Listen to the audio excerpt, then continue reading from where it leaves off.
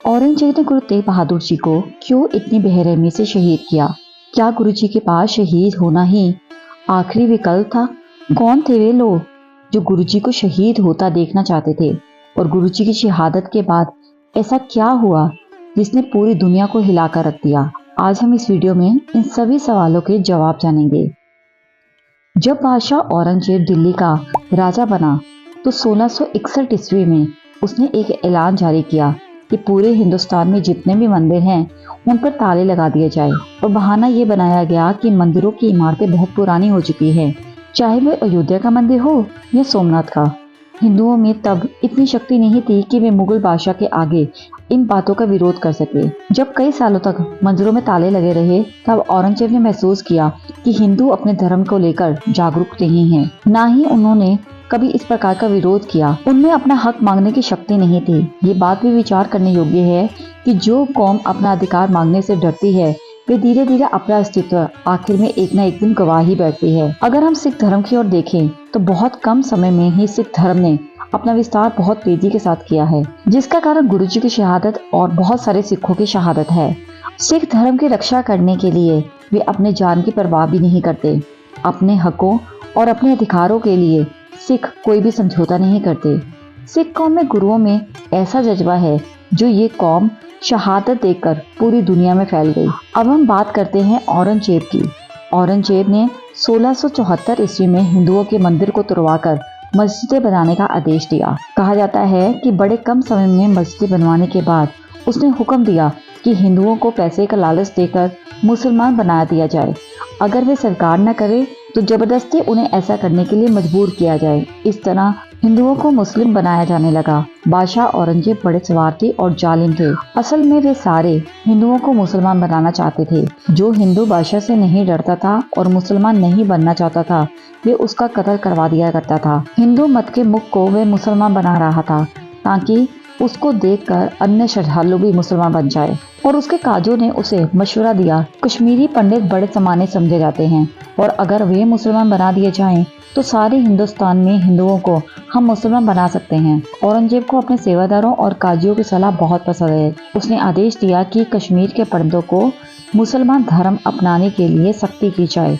कश्मीरियों के घर और जायदाद जब्त कर लिए जाए, उन्हें भयानक सजाएं दी जाए। जब कश्मीरी पंडितों पर अत्यंत जुल्म होने लगा तो उन्होंने कश्मीर के सूबेदार से 6 महीने की मोहलत मांगी। उन्होंने कहा कि वे इस समय के अंदर या तो मुसलमान धर्म को अपना लेंगे या आप जो भी सजा देंगे वे उसको भुगतने के लिए तैयार रहेंगे। पंडितों की ये बात सुनकर जब सूबेदार ने हाकिमों को 6 महीने की मोहलत दे दी तो कश्मीर के प्रमुख पंडित इकट्ठे होकर अमरनाथ के प्रसिद्ध मंदिर शिवजी के आगे विनती करने लगे। मंदिर में पहुंचकर पंडितों ने मर्यादा के अनुसार पूजा पाठ करवाई, शिवजी के आगे सहायता के लिए प्रार्थना की, पर शिवजी ने उनकी सहायता ना की। मौत अपने सामने उनको नजर आ रही थी। उस समय कश्मीरी पंडितों का एक मुखी पंडित कृपाराम था। उसने सभी ब्राह्मणों को सलाह दी कि इस मुश्किल घड़ी में अगर किसी महापुरुष या किसी पहुंचे हुए संत की सहायता मिल जाए तो शायद हम बच सकते हैं। उसने सबको संबोधित करते हुए कहा कि देखा जाए तो शिवजी की मूर्तियां औरंगजेब के मंदिरों समेत सारी ध्वस्त कर दी गई है, लेकिन शिवजी ने उस पे ऊपर कोई कहर नहीं ढाया। इसलिए हम सभी को किसी महापुरुष से मिलना चाहिए जो शक्तियों का मालिक भी हो और फिर हमें सलाह मशवरा भी दे सके।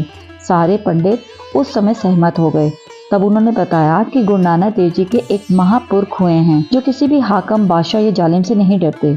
उनकी गद्दी पे विराजमान गुरुओं में जुर्म से टक्कर लेने की क्षमता है। छठे गुरु श्री हरगोबिंद साहिब जी ने एक छोटी सी फौज के साथ हाकिम को सबक सिखा दिया था। आजकल गुरु नानक देव जी की गद्दी पर 9वें गुरु श्री गुरु तेग बहादुर जी विराजमान हैं। तो कृपाराम जी ने कहा कि मुझे पूरा भरोसा है कि गुरु जी हमारी फरियाद अवश्य सुनेंगे और अपनी शक्ति और भक्ति के साथ औरंगजेब के जुर्म से रोक सकेंगे। सारे ब्राह्मणों ने तब कृपाराम की बात मान ली। इस तरह सारे कश्मीरी पंडित इकट्ठे होकर अनंतपुर साहिब गुरुजी के दरबार में हाजिर हुए। उन सभी पंडितों ने हाजिर होकर गुरुजी से विनती की, महाराज, ताकत के नशे में चूर जालिम औरंगजेब हमें मुसलमान बनाना चाहता है। आप गुरुजी हमारी अपने जुर्म से रक्षा करें। हमारे हिंदू धर्म के चिन्ह तिलक जनेऊ को अब खतरा है। औरंगजेब हमें मुसलमान बनाकर हिंदुओं को भी मुसलमान बनाना चाहता है। आप ही हिंदुस्तान में हिंदुओं को मुसलमान बनने से रोक सकते हो। हम अपने सूबे से 6 महीने की मोहलत लेकर आए हैं। इन 6 महीने के बाद हमें मुसलमान बनना पड़ेगा या हमारा कत्ल कर दिया जाएगा। पंडितों की ये दोपहरी कहानी सुनकर गुरु तेग बहादुर जी खामोश होकर कुछ सोचने लगे।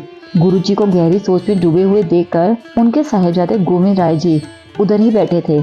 उन्होंने अपने पिताजी को जब गहरी सोच में देखा तो उन्होंने पूछा, पिताजी आप क्या सोच रहे हो और ये लोग कौन हैं? गुरुजी ने बोला, बेटा ये कश्मीर के दुखी पंडित है और औरंगजेब एक जालिम बादशाह है जो इन्हें जबरदस्ती मुसलमान बनाना चाहता है। इनकी रक्षा के लिए किसी महापुरुष की कुर्बानी की जरूरत है। अगर ये लोग मुस्लिम धर्म नहीं अपनाएंगे तो इनका कत्ल कर दिया जाएगा। अपने पिता के मुख से ये बात सुनकर साहिबजादे ने कहा, पिताजी आपके मुकाबले और कौन महापुरुष हो सकता है जो इनकी रक्षा कर सके। आप जी किसी भी तरह से इनकी सहायता कीजिए। अपने दलेर पुत्र के मुंह से इतनी सारी बात सुनकर गुरुजी ने पंडितों से कहा, जाकर अपने सूबे के हाकिम से कह दो, अगर औरंगजेब अनंतपुर वासी गुरु तेग बहादुर जी को मुसलमान बना देगा तो वे भी मुसलमान बन जाएंगे। गुरुजी के मुंह से इतने वचन सुनकर पंडित खुशी खुशी अपने घर लौट गए। उन पंडितों ने औरंगजेब को इत्तला कर दी, गुरु तेग बहादुर जी हमारे गुरु हैं। अगर तुम इन्हें मुसलमान बना दोगे तो हम सभी मुसलमान बनने के लिए तैयार हैं। औरंगजेब ने तब ये सोचा कि एक व्यक्ति ये धर्म बदलने से अगर सभी हिंदू मुसलमान बनने को तैयार हैं तो देरी किस बात की। इसलिए उन्होंने ये सोचा कि गुरु तेग बहादुर जी को हर हालत में उनको इस्लाम अपनाना ही होगा। पंडितों के जाने के बाद गुरु तेग बहादुर जी ने औरंगजेब के पास दिल्ली जाने की तैयारी कर ली। उन्होंने अपने साथ 6 सिख लिए। गुरु गद्दी उन्होंने अपने पुत्र गोविंद राय जी को सौंप दी और कहा जाता है बड़ी गिनती में सिख वहां पहुंच गए। उन्होंने भी गुरु जी के साथ चलने की आज्ञा मांगी, पर गुरु जी ने धरती पर एक लकीर खींच दी कि इस लकीर के आगे कोई भी सिख नहीं आएगा। इन सिखों को बल्कि हिदायत दी कि साहिबजादे गुरु गोविंद राय जी का ख्याल रखा जाए, उनकी आज्ञा का पालन करें। विदाई के समय उन्होंने श्री गुरु गोविंद राय जी को अपनी बाह में कस के ले लिया। जब उन्होंने माता नानकी की चेहरे पर उदासी देखी तो आप जी ने सभी को ये संदेश दिया कि इस जग में कोई भी सदा नहीं रहता, ना ही रहेगा। शरीरों का रिश्ता सदा तक कायम नहीं रहता। प्रभु का सिमरन करो जिसने अंत सहाय होना है। और 6 सिख गुरु जी के साथ दिल्ली आए। भाई दयाला जी, भाई मतीदास जी, भाई सतीदास जी, भाई गुरुदत्ता जी, भाई जयता जी और भाई उदयचंद जी थे। इतिहास में दर्ज है कि दिल्ली पहुंचने के बाद औरंगजेब ने गुरु तेग बहादुर जी को उनके 3 साथी भाई मतीदास, भाई सतीदास और भाई दयाला दास के साथ समेत कैद कर लिया। भाई गुरुदत्ता और भाई उदय जी को गुरुजी ने दिल्ली जाते समय आगरे में ही गिरफ्तारी देने से रोक लिया था ताकि वे वहां की सारी जानकारी अनंतपुर तक पहुंचा सके। इतिहास में दर्ज है कि गुरुजी के कैद हो जाने के बाद औरंगजेब को लिखा हुआ हुक्म लेकर काजी गुरुजी के पास आया और कहा, अगर आप सच्चे पीर हो तो कोई करामात करके दिखाओ। अगर करामात करके ना दिखा पाए तो मुस्लिम धर्म को अपना लो, और अगर इन बातों में से कोई भी एक स्वीकार नहीं है तो फिर कत्ल हो जाने के लिए तैयार हो जाओ। तो तीनों शर्त सुनकर गुरुजी ने फरमाया, करामात नाम कहर का है जिसे करने से रब के बंदों में शर्म आती है, और दूसरी शर्त इस्लाम कबूल करने की।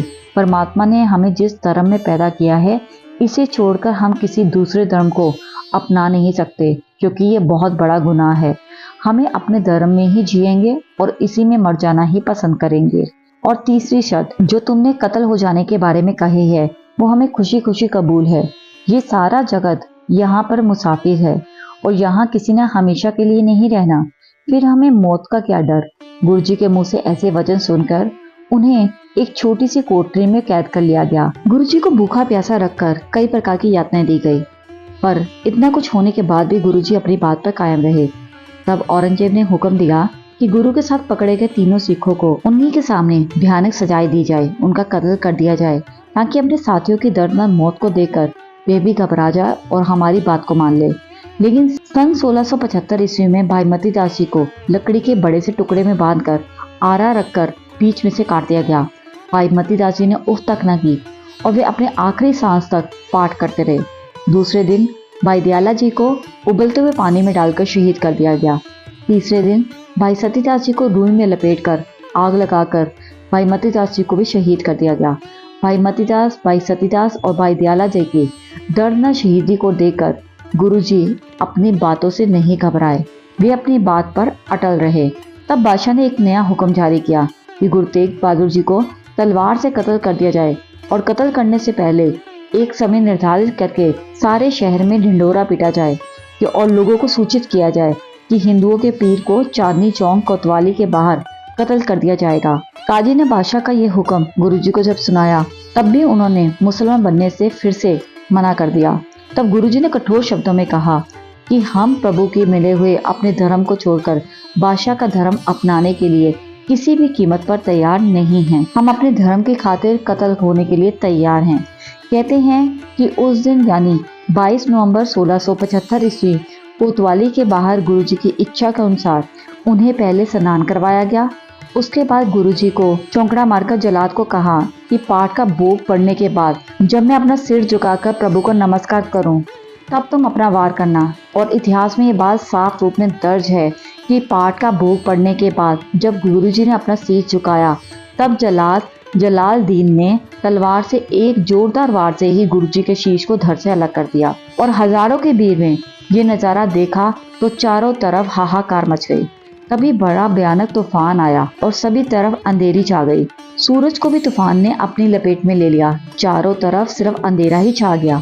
मुगल पुलिस ने हर तरफ से सख्ती लगा दी ताकि कोई भी गुरु तेग बहादुर जी के शीश को और उनके धड़ को उठाकर न लेके जा सके। लोगों के अंदर मुगलों को लेकर इतनी दहशत भर चुकी थी कि कोई भी सिख गुरु का शीश या धड़ उठाने के लिए आगे बढ़ने की हिम्मत न जुटा पाया। और तो और गुरु घर का कोई सेवक भी ये हिम्मत नहीं जुटा पा रहा था। अब वहाँ गुरु जी के खास सेवक भाई उदयचंद, भाई जतिया जी, भाई गुरदत्ता जी, और वे भी गुरु जी की शहादत अपनी आंखों से देख रहे थे। गुरु जी का शीश और धड़ धरती पर पड़ा था। पुलिस का हर तरफ से सख्त पहरा था। अब भाई जयता ने तूफान आने पर अंधेरा होता देखा तो उन्होंने भाई उदयचंद को इशारा किया। भाई उदयचंद एक चादर लेकर उनके पीछे हो गए और लोगों की भीड़ से दूर जाकर उन्होंने शीश को चादर में लपेट लिया और दोनों बचकर आनंदपुर साहिब के लिए निकल पड़े।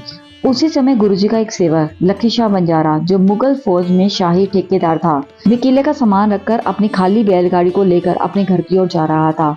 तो उसने जब गुरुजी का धड़ और जमीन पर पड़े देखा तो उसने अपने पुत्र और अपने भाई की सहायता से धड़ को अपनी बैलगाड़ी में रखा और अपने घर में आग लगाकर गुरुजी के धड़ का संस्कार किया ताकि मुगल फौज को ये शक न हो सके। उसी स्थान पर आज के समय में गुरुद्वारा रकाबगंज बना हुआ है और इतिहास में दर्ज है कि भाई जेठा जी ने गुरु तेग बहादुर जी के पावन शीश आनंदपुर साहिब जी में पहुंचाकर साहिबजादे गोविंद राय जी की झोली में डाल दिया। उन्होंने मर्यादा अनुसार चंदन की चिता तैयार की और बड़े सत्कार के साथ गुरु तेग बहादुर जी के शीश का संस्कार किया। जिस स्थान पर पवित्र शीश का संस्कार किया गया है वे स्थान आनंदपुर साहिब में गुरुद्वारा शीशगंज के नाम से प्रसिद्ध है। और जहां गुरु तेग बहादुर जी की शहादत हुई थी वहां दिल्ली में गुरुद्वारा शीशगंज नाम से प्रसिद्ध है। ये चांदनी चौक में है। वाहिगुरु जी कृपा करे और हम सभी जातिवाद ऊंच नीच के विकारों से ऊपर उठकर गुरु जी की कुर्बानियों को याद करें। एक निरंकार की भीड़ में जुड़े, यही अपने गुरु के प्रति सच्ची श्रद्धांजलि है। वाहिगुरु जी का खालसा, वाहिगुरु जी की फतेह।